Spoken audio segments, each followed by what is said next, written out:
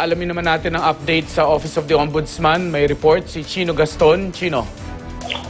Yes, Mark, kasalukuyang naka-adapt tayo dito sa tanggapan ng Ombudsman kung saan kasama rin natin ang ibang mga kasamahan sa o kapatid sa ating pagbabalita. At inaantabayanan ng itong pagdating ng mga tauhan ng NBI na bitbit ang reklamo patungkol dito sa pag-aabuso ng PDAF o yung tinatawag na second batch ng mga inakusahan patungkol dito sa PDAF scam kung saan kabilang na nga dating Muntinlupa, Congressman Rufiason at iba pang mga pambabatas, maging ang mga tauhan ng implementing agencies at ang NGOs na pinapatakbo ni Janet Lim Napoles. Sa huling balita natin, Mark, ay papalabas na ng lungsod ng Maynila itong nasabing convoy at tinatahak ang kahabaan ng Quezon Boulevard papunta dito sa tanggapan naman ng Ombudsman na narito sa Quezon City. Sa ngayon, wala pang nangyayari, Mark, at mahigpit na pinagbabawal ang pagpasok ng mga tauhan ng media dito sa Public Assistance Bureau Office ng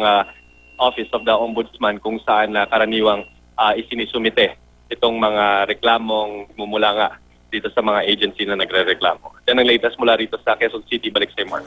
Maraming salamat, Chino Gaston.